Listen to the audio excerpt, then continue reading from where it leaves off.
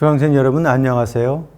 지난 시간에는 제1차 세계대전기 중 수송 수요가 증가했음에도 불구하고 철도 투자의 지체로 수송력 부족, 즉 수송난이 발생함에 따라 대만 국철이 구축한 철도 운영 방식의 형성과 그 특징을 살펴보았습니다. 이번 시간에는 총독부에 의한 대만 국유철도의 운영이 경영수지라는 측면에서 어떠하였는지, 대만 국유철도의 수지 구조와 이윤 동향에 대해서 살펴보도록 하겠습니다. 지난 시간에 살펴본 것과 같이 그러한 대응 패턴을 보인 대만 국철의 수지 구조는 어떠한 추이를 기록했을까요? 노동집약적 철도 운영이 실현되어 생산성이 높아짐에 따라 대만 국철의 경영 상태는 어떻게 바뀌었을까요? 이러한 의문에 대해 답을 얻기 위해 우선 철도 수입의 구성에 관해 검토해 봅시다. 다음 그림과 같이 종간선이 개통되지 않았던 1906년까지는 여객 수입이 화물 수입보다 컸지만 그 후에는 화물 수입이 제1차 세계대전 중에 종전 후 3년간을 제외하고는 1940년까지 여객 수입보다 많았습니다. 그뿐만 아니라 1930년에는 60% 이상을 비중을 점하기도 했습니다. 수용량에 의해 철도 수입도 기본적으로 증가해 왔는데 철도 수입은 수용량과 운임의 양면에 의해 결정되었기 때문에 시기에 따라 운임이 수입의 추이에 중요한 영향을 미치기도 하였습니다. 철도 운임 지수는 1944년, 1945년을 제외하고는 장기적인 저하 경향을 보입니다. 이러한 경향은 화물 운임 지수에서 현저하게 나타났습니다.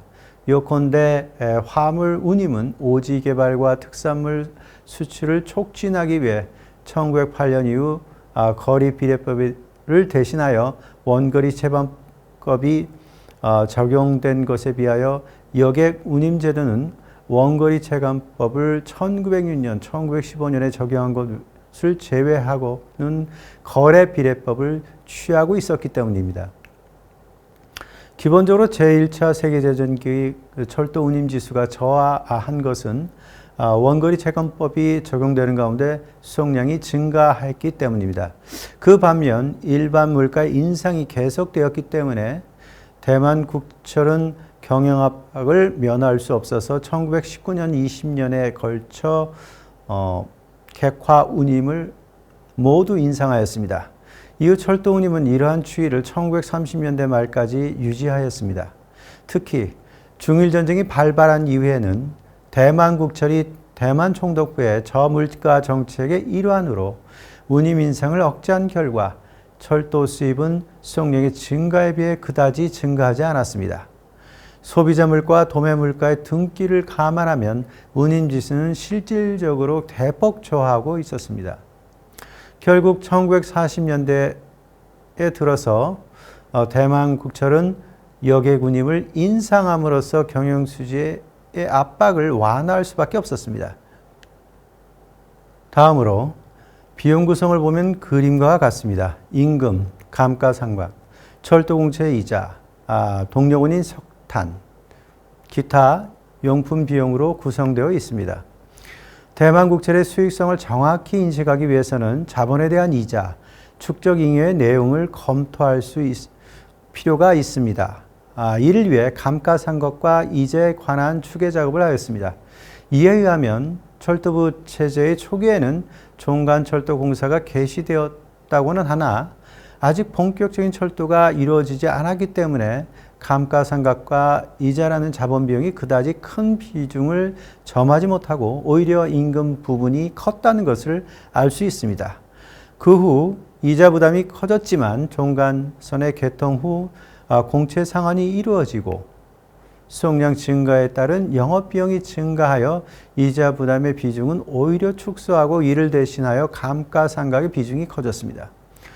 제1차 세계대전기 중에는 일반 물가의 상승 가운데 임금 조정이 지체되어 임금 비중이 급감하였지만 그 후 각종 임시수당, 임시상여금, 연공 가급 등을 통해 제공되던 부분을 본급에 반영하고 이를 상향 조정함으로써 국철 직원의 평균급이 1919년 25.9엔에서 1920년 49.4엔으로 거의 2배 인상되면서 임금 비중은 오히려 이전보다 높은 30%를 점하였습니다. 중일전쟁 이후 철도 개량 투자가 자재부족 속에서나마 늘었기 때문에 감가상각의 비중이 약간 커졌습니다. 이상에서 고찰된 경영수익과 비용에 의해 이윤율 추이는 결정됩니다. 추계 작업을 하지 않고 단순한 수익과 직접적인 경영비의 대조를 보면 1899년에서 1902년과 1920년에 적자를 기록한 이후에는 기본적으로 흑자 경영을 유지할 수 있어 내일부터 경영 건전성이 높이 평가되어 왔습니다. 그러나 이것은 결코 제대로 된 평가라고 할 수 없음은 물론입니다. 감가상각과 이자를 고려하여 경영 상태를 판단하면 종간철도가 건설되기 전 10년간은 적자 상태였음을 알 수 있습니다.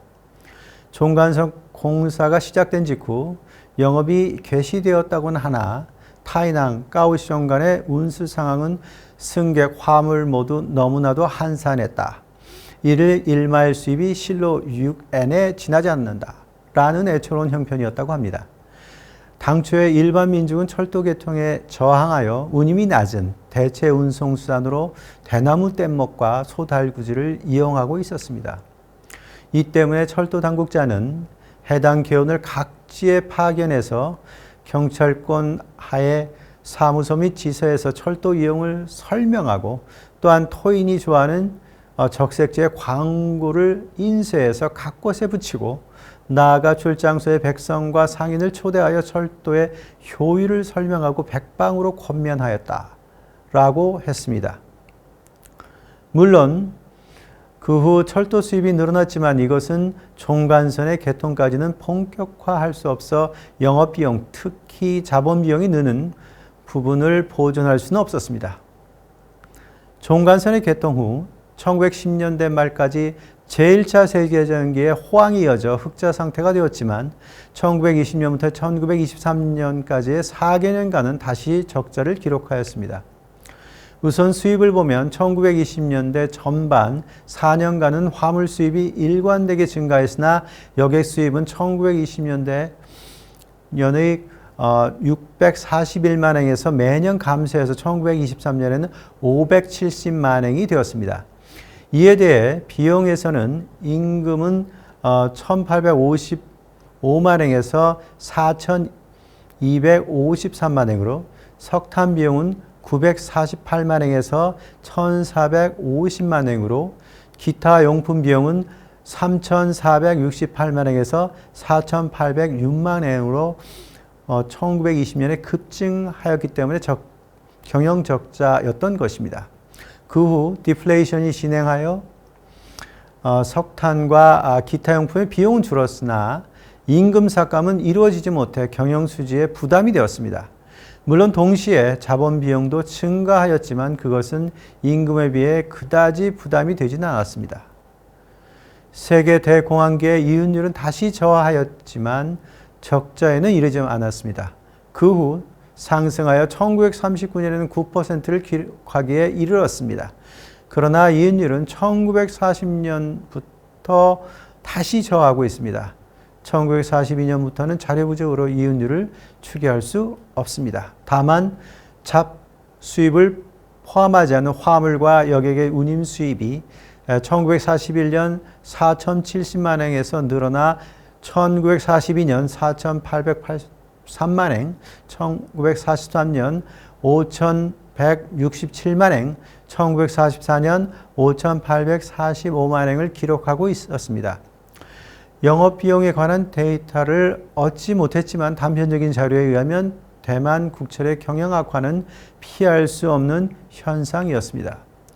지금까지 대만 국유철도는 1920년에 걸쳐 철도시설의 효율적인 이용을 꾀한 결과 안정적인 경영 기반을 확보할 수 있게 되었고 이를 통해 대만 국유철도는 일본 제국 경제 전반의 변동에 의한 영향 속에서도 상대적으로 안정적인 수익성을 확보할 수 있었다는 점을 살펴보았습니다. 그러나 이러한 기반 또한 중일전쟁 이후 급변하는 상황 속에서 흔들리지 않을 수 없었습니다. 다음 시간에는 전시기 철도 동원과 송 통제에 대하여 살펴보겠습니다.